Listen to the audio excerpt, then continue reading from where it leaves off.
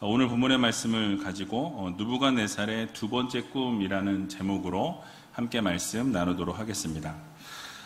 최근에 델타 변이로 인해서 확진자가 급증하고 있습니다. 이번 주 확진자가 여러분 아시는 것처럼 1,300명을 돌파했는데요.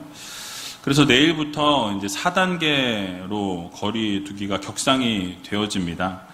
그래서 교회는 정부의 방역 지침에 따라서 예배를 인터넷 예배로 전환하고 내일부터 새벽 예배를 실시하게 됩니다. 그래서 오늘 오후 5시에 문자로 교회 모든 성도님들에게 안내 문자가 발송될 예정이니까 잘 읽어보시고 참고해 주시면 좋겠습니다.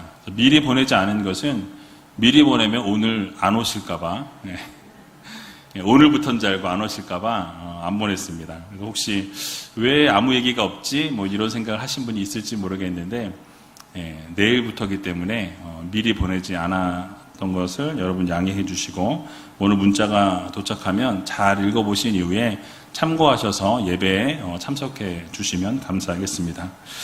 그리고 혹시 백신을 맞으셨을지라도 돌파 감염이 일어날 수 있는 상황이기 때문에 여러분 건강 잘 챙기시고 또 코로나에 감염되지 않도록 조심하셨으면 좋겠습니다. 아무쪼록 더 이상 코로나가 확산되지 않도록 계속해서 기도해 주시고 또 올해 안에 이 코로나의 종식이 선언될 수 있도록 여러분 지속적으로 기도해 주시기를 부탁을 드립니다. 오늘 본문은 느부갓네살 왕이 꾸었던 이제 기이한 꿈의 내용이 자세하게 소개되어 있는 본문입니다. 도대체 어떤 꿈을 느부갓네살 왕이 꾸었길래 그렇게 두려워했었고 번민했었는지 그 꿈의 내용에 대해서 먼저 전체적인 내용을 간략하게 살펴보도록 하겠습니다. 먼저 오늘 본문의 내용은 느부갓네살 왕의 두 번째 꿈으로서 큰 나무가 등장하는 것을 볼 수 있습니다. 이 나무는 느부갓네살 왕을 상징하고 또 그 나무가 이 땅의 중앙에서 자랐다라고 말씀합니다. 근데 그 나무가 그냥 자라는 것이 아니라 아주 크게 성장하고 가장 큰 나무로 번성하였음을 알려주고 있습니다. 그러나 그 이후에 그 나무가 자랐는데 한 순찰자가 와서 그 나무를 베어버리도록 큰 나무를 벨 것을 명령하죠. 대신 그 나무를 베되 이 뿌리까지 뽑는 것이 아니라 나무를 그루터기를 남기라라고 이야기합니다. 그러면서 철과 이 놋줄로 묶고 짐승과 더불어서 7대를 지내게 할 것을 언급하고 있습니다. 이것은 곧 번영과 영광을 누리던 느부갓네살에게 어려운 일이 생기게 될 것이고 결국 7년이라는 긴 시간 동안 어려움을 당하고 그리고 나서야 이제 회복이 되어질 것을 의미하는 그런 꿈이었습니다. 이 본문에서 진술되어 있는 이 느부갓네살 왕의 꿈을 통해서 그의 영광스러움과 수치 또 그 모든 것의 기한과 그 때를 누가 정하셨냐? 하나님이 정하셨다라는 것을 우리들에게 알려주고 있는 것이죠. 그래서 이 모든 것을 정하시고 그 때와 시기를 알려주시고 그 모든 것을 시행하시는 분이 주관하시는 분이 전능하신 하나님 아버지시다라는 것을 우리들에게 알려주고 있는 것입니다. 여러분 이는 앞선 이 2장의 금신상 꿈과 같이 이렇게 더불어서 한 쌍을 이루는 꿈이다라고 말씀을 드릴 수 있겠습니다. 물론 금신상의 이 꿈은 이 세상의 큰 역사의 물줄기가 어떻게 흘러가게 되어지는가를 보여주는 꿈이었습니다. 그리고 이 본장의 큰 나무 꿈은 이 느부갓네살 개인의 신상이 어떻게 되어질 것인가에 대한 하나님의 말씀이죠. 이 꿈을 통해서 하나님께서 당신께서 직접 이 역사를 주관하시고 또 개인의 생사 화복까지 모든 것을 주관하시는 전능하신 하나님 아버지심을 우리들에게 알려주고 계십니다. 그래서 여러분, 이 모든 것을 주관하시고 섭리하시고 다스리시는 분이 바로 여러분들이 믿고 계신 하나님께서 이 모든 것을 이루셨다라는 것을 성경이 말씀하고 있는 것이죠. 결국 이 사실을 느부갓네살도 인정하는 것을 우리가 보게 됩니다. 전지전능하신 하나님을 고백하는 것을 우리가 이전에도 살펴보았지만 오늘 본문에서도 다시 한번 하나님의 하나님 되심을 선포하는 것을 볼 수 있습니다. 이 17절에 나와 있는데요. 17절 말씀을 같이 한번 읽어보도록 하겠습니다. 이는 순찰자들의 명령대로요 거룩한 자들의 말대로니 곧 인생으로 지극히 높으신 자가 인간 나라를 다스리시며 자기의 뜻대로 그것을 누구에게든지 주시며 또 지극히 천한 자로 그 위로 세우시는 줄을 알게 하려 함이니라 하였느니라. 아멘. 자, 이처럼 하나님께서는 세상의 모든 나라를 주관하신다. 또 개인의 생사 화복까지 하나님이 섭리하시고 다스리신다라는 것을 말씀하고 있습니다. 만약 느부갓네살이 이 모든 사실을 진작에 알았고 진작에 깨달았고 믿었다라고 한다면 어쩌면 그런 어려움을 7년 동안 당하지 않을 수도 있었을 것입니다. 그러나 그 느부갓네살 왕이 그 어려움을 다 당하고 나서야 하나님의 하나님 되심을 깨닫게 되고 하나님의 전능하심을 알게 되었다라는 사실이에요. 그래서 그가 뭐라고 고백하고 있습니까? 하나님께서 인간 나라를 다스리시고 또 하나님의 뜻대로 그 나라를 누구에게든지 다 주실 수 있는 분이시고 또 그럴 뿐만 아니라 천한자까지 하나님이 세우시기를 원하시면 작정하시면 천한자까지도 높은 자로 하나님은 세우실 수 있는 분이시다라고 느부갓네살 왕이 그렇게 선포하고 있는 것입니다. 마음만 먹으면 하나님이 원하시는 대로 하나님이 기뻐하시는 대로 하나님이 방향을 정하신 대로 그 모든 것을 다 이끌어 가실 수 있는 전능하신 하나님이심을 우리들에게 알려주고 있는 것이죠. 즉 하나님의 하나님 되심을 다시 한번 선포하면서 이 사실을 마음 깊이 알고 있었다면 자신이 정말 교만하지 않았을 것이고 또 겸손하게 행하였을 것이다 라는 그런 의미를 포함하고 있는 것입니다. 아마 후에 섞인 어조로 이야기하지 않았을까라는 생각이 듭니다.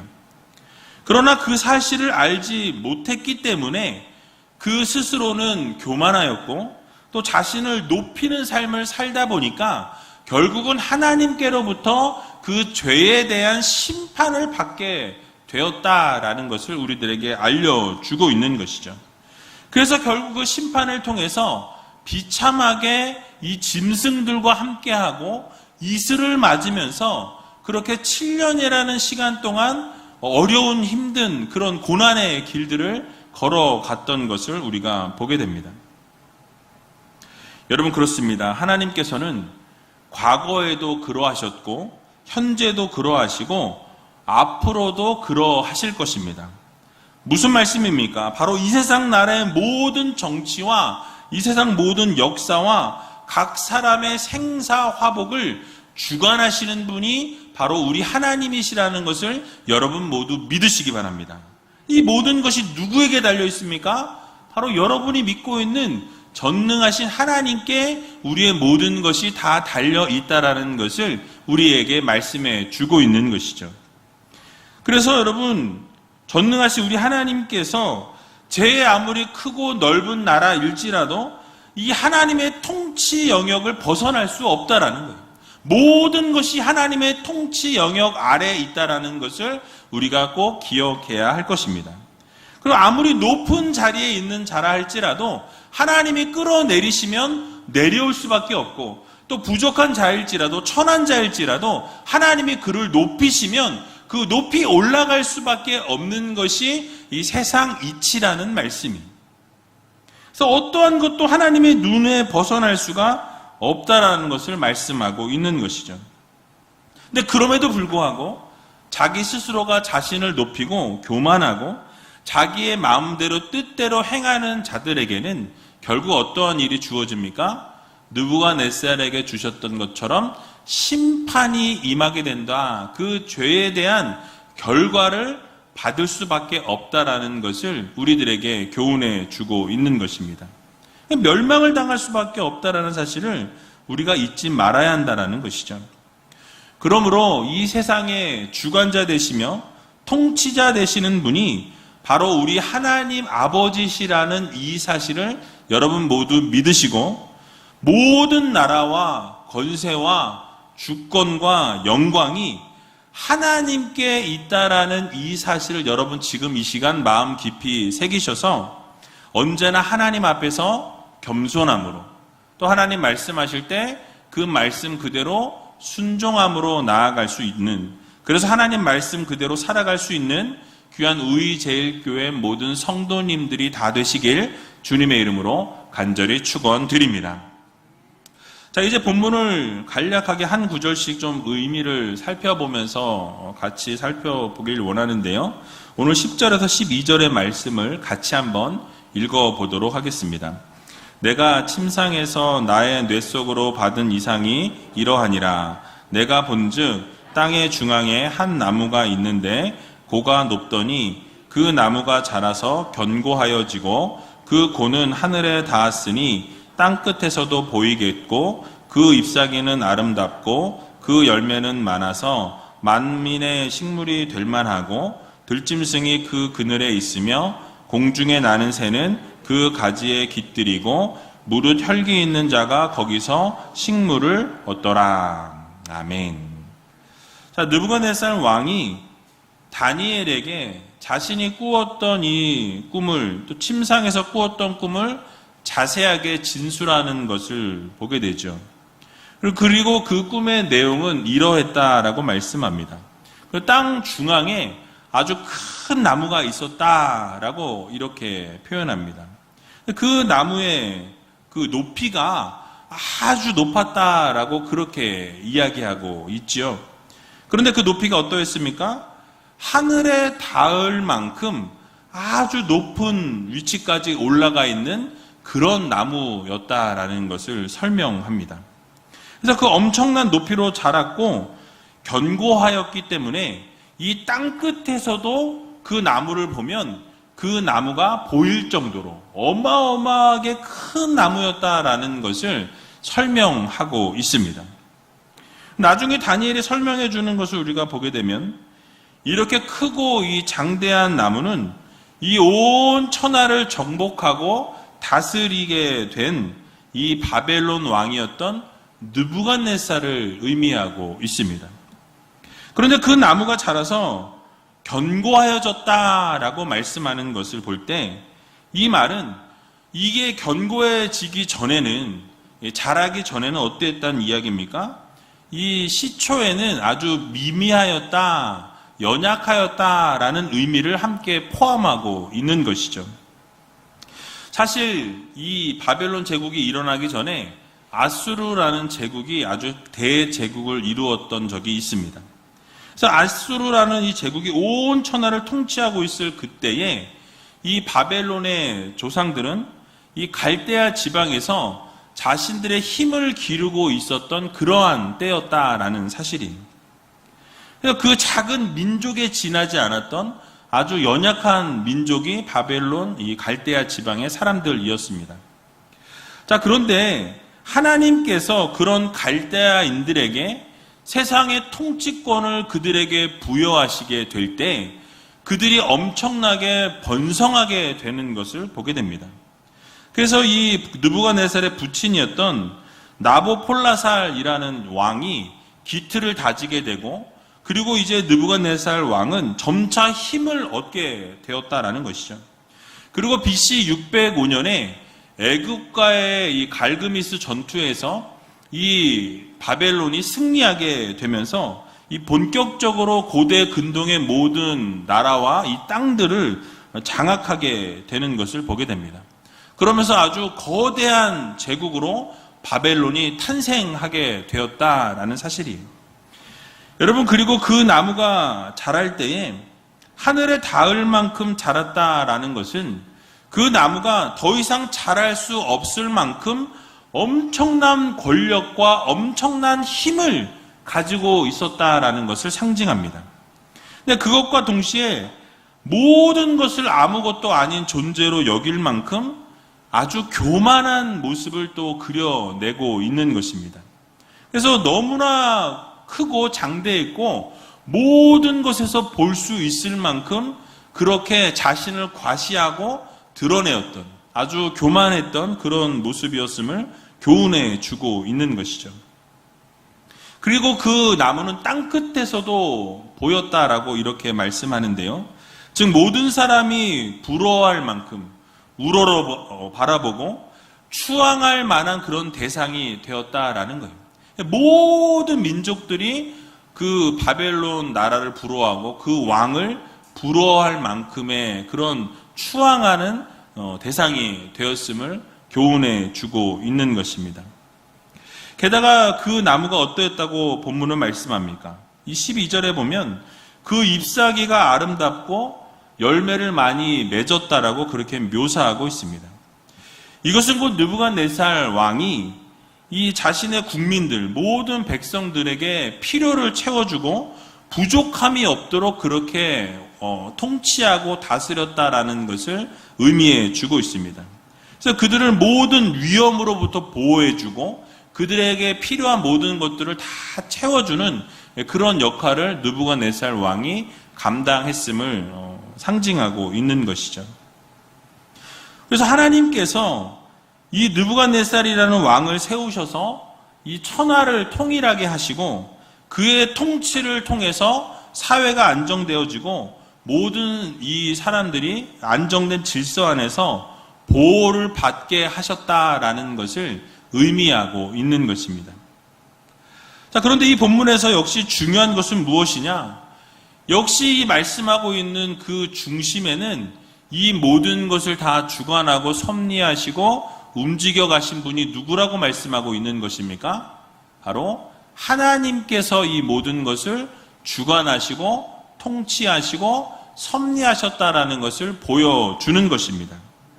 큰 나무를 이루신 분도 하나님이시요, 그 나무를 견고케 하시고 잎사귀가 마르지 않게 하시고 열매를 맺게 하신 분도 전능하신 하나님이시라고 말씀하고 있습니다.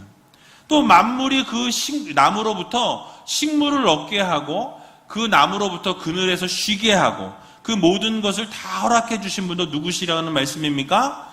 하나님이시라는 것을 말씀해 주고 있는 것이죠.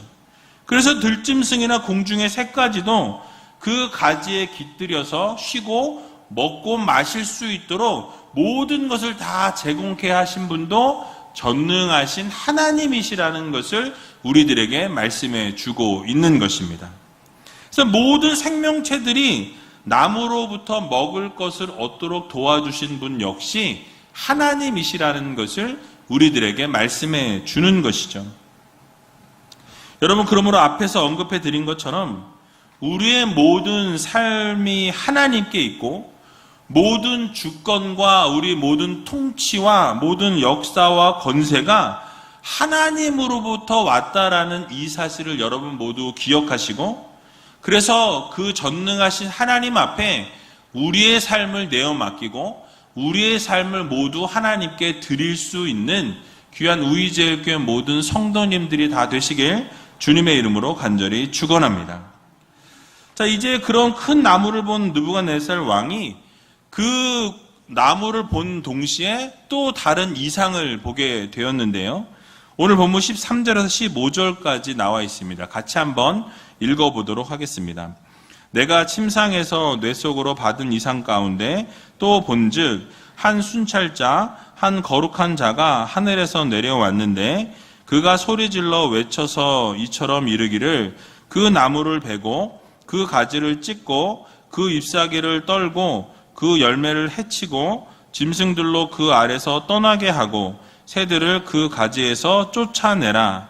그러나 그 뿌리의 그루터기를 땅에 남겨두고 철과 놋줄로 동이고 그것으로 들 청초 가운데 있게 하라. 그것이 하늘 이슬에 젖고 땅의 풀 가운데서 짐승으로 더불어 그 분량을 같이 하리라. 아멘.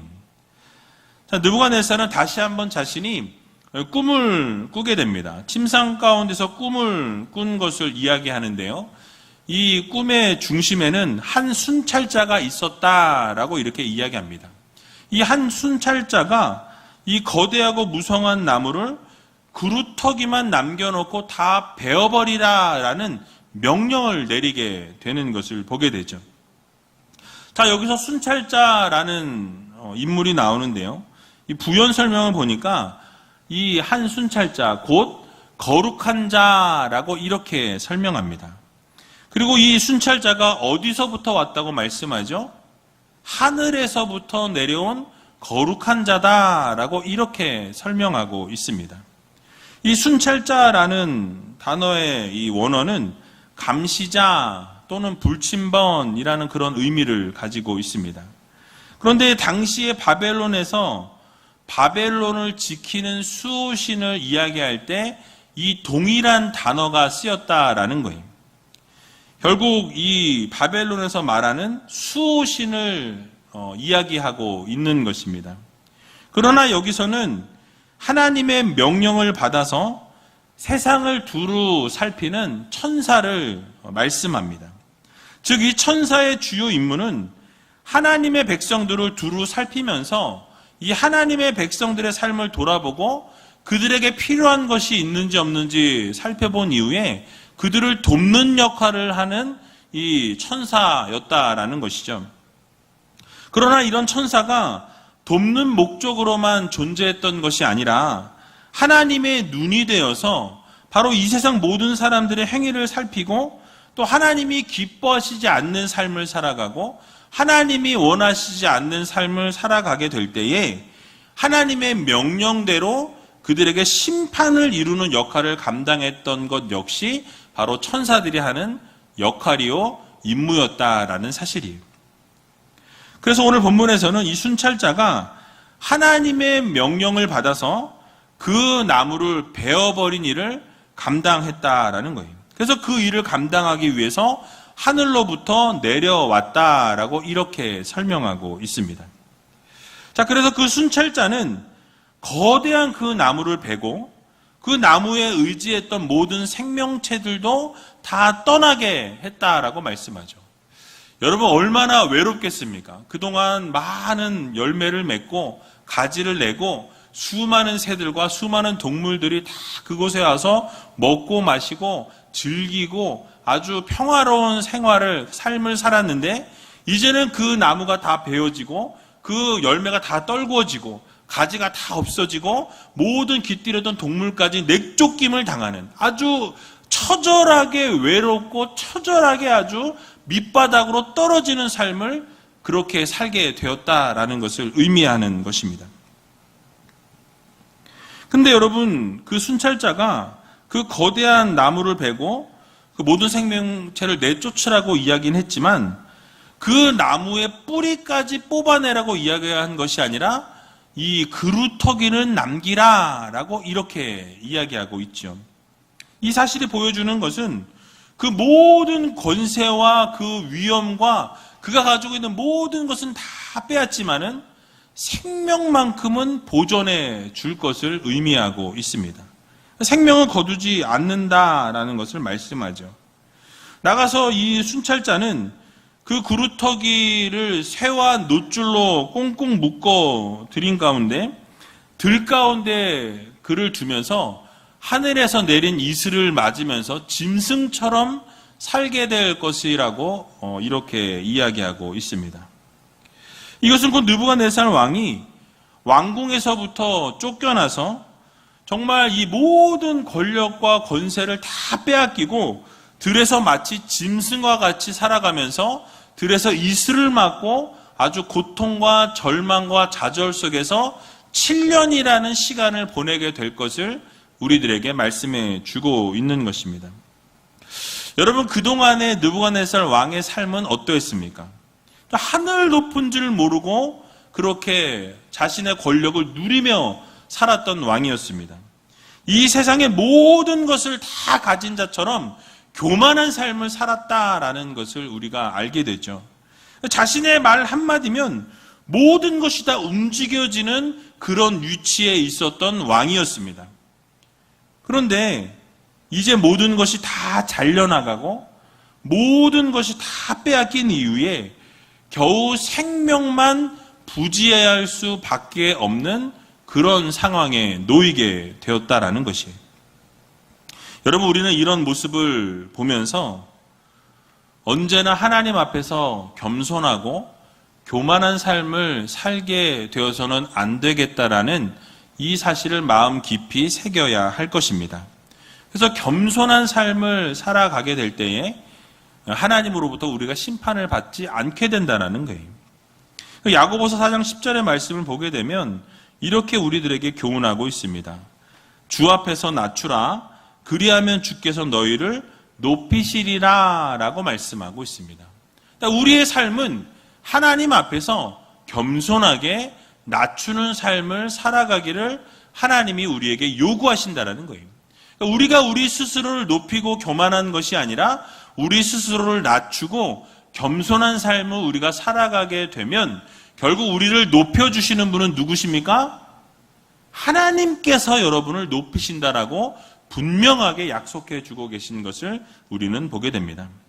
그러므로 우리는 잘 될 때에 여러분들의 가정이 잘 되고 직장이 잘 되고 사업장이 잘 되는 그런 역사가 여러분의 삶 가운데 일어나게 되면 여러분 그때일수록 더 우리는 낮아지고 겸손한 성도들이 되어야 할 것입니다. 그렇게 겸손하고 낮추게 되면 또 하나님의 말씀에 순종하게 되면 결국 하나님께서 우리를 높여주신다라는 이 사실을 여러분 모두 믿으시고 언제나 하나님 앞에서 겸손의 모습으로 나아갈 수 있는 귀한 의지있게 모든 성도님들이 다 되시길 주님의 이름으로 간절히 축원합니다. 이제 마지막으로 본문 16절에서 17절 말씀을 읽고 말씀을 마치도록 하겠습니다. 우리 같이 한번 읽어보겠습니다. 또 그 마음은 변하여 인생의 마음 같지 아니하고 짐승의 마음을 받아 7대를 지나리라. 이는 순찰자들의 명령대로요 거룩한 자들의 말대로니 곧 인생으로 지극히 높으신 자가 인간 나라를 다스리시며 자기의 뜻대로 그것을 누구에게든지 주시며 또 지극히 천한 자로 그 위에 세우시는 줄을 알게 하려 함이니라 하였느니라. 아멘. 자, 이 본문의 말씀은 느부갓네살 왕이 결국 정신착란증을 일으키게 되고 이 짐승처럼 결국은 살 수밖에 없게 되었다라는 것을 우리들에게 교훈해 주고 있습니다.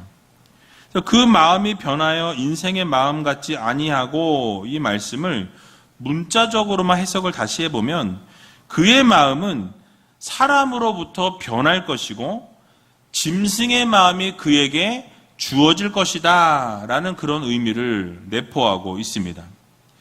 여기서 그 마음이 변한다 라는 이 말씀은 그 당시의 의미로 해석하면 정신착란을 일으키게 된다라는 말씀이에요. 그래서 이 마음이 변한다는 것이 정신착란을 일으킨다는 그런 어구였습니다. 어떤 계기로 이 느부갓네살이 정신착란을 일으키게 되었는지는 우리는 알 수 없지만 그가 인간처럼 행동하지 아니하고 그가 짐승처럼 행동했다라는 것을 말씀해 주고 있는 거예요. 결국 이것은 그의 죄에 대한 하나님의 심판이었습니다. 하나님께서는 교만했던 느부갓네살 왕을 그대로 두지 아니하시고 하나님이 그렇게 세워주시고 높여주셨는데 자신이 잘난 줄 알고 자신이 교만하여져서 결국 짐승의 마음을 하나님이 주시고 7대 동안 결국 7년이라는 시간 동안 짐승처럼 살게 하셨다라는 것을 우리들에게 말씀해 주고 있는 것입니다. 여러분 그렇습니다. 하나님께서 원하시지 않는 삶을 우리가 살아가고 교만하게 되면 결국 하나님으로부터 우리는 심판을 받을 수밖에 없다라는 것을 여러분들 모두 기억하시기 바랍니다. 그러므로 우리는 언제나 하나님 앞에서 겸손할 줄 아는 성도들이 되어야 한다라는 말씀이에요. 앞에서도 언급했지만 17절의 말씀과 같이 하나님께서 인간 나라를 다스리시고 자기의 뜻대로 그 모든 것을 주관하시고 통치하시는 분이라는 것을 우리는 반드시 기억해야 합니다. 그래서 하나님께서 원하시면 그들을 높이시기도 하시고 하나님이 원하시면 그들을 낮추기도 하신다라는 것을 우리는 마음 깊이 새겨야 한다라는 것이에요. 그래서 사무엘상 2장 6절에서 7절 말씀을 보게 되면 이렇게 말씀하고 있습니다. 우리 같이 한번 읽어보도록 하겠습니다. 여호와는 죽이기도 하시고 살리기도 하시며 음부에 내리기도 하시고 올리기도 하시는도다. 여호와는 가난하게도 하시고 부하게도 하시며 낮추기도 하시고 높이기도 하시는도다. 아멘. 여러분, 그렇습니다. 이 세상 만물을 주관하시고 다스리시고 섭리하시는 분이 우리 하나님 아버지십니다. 모든 것이 하나님께 속해 있고 하나님께 달려 있다라는 것을 우리는 반드시 기억해야 합니다. 우리의 생명이 누구에게 달려 있습니까? 하나님께 달려 있어요. 여러분들의 가정도 하나님께 달려 있고, 여러분들의 직장도 하나님께 달려 있고, 여러분들의 자녀도 하나님께 달려 있고, 여러분들의 사업장도 하나님께 달려 있음을 여러분들 모두 믿으시기 바랍니다. 그래서 우리의 생명도 하나님께 있고, 우리의 가정도 사업도, 우리의 이 나라 이 민족 이 모든 것도 하나님께 달려 있는 것입니다. 그 하나님께서는 죽이기도 하시고 살리기도 하시고 높이기도 하시고 낮추기도 하시고 또 우리를 부하게도 하시고 가난하게도 하실 수 있는 전능하신 하나님이라고 분명하게 우리들에게 말씀해 주고 있습니다. 그러므로 그 하나님께 여러분들의 삶의 모든 열쇠가 하나님께 있다라는 이 사실을 여러분 모두 믿으시고 하나님 앞에서 겸손하게 하나님의 말씀대로 순종하면서 하나님께 모든 것을 내어 맡기며 살아갈 수 있는 귀한 우이제일교회 모든 성도님들이 다 되시길 주님의 이름으로 간절히 축원드립니다.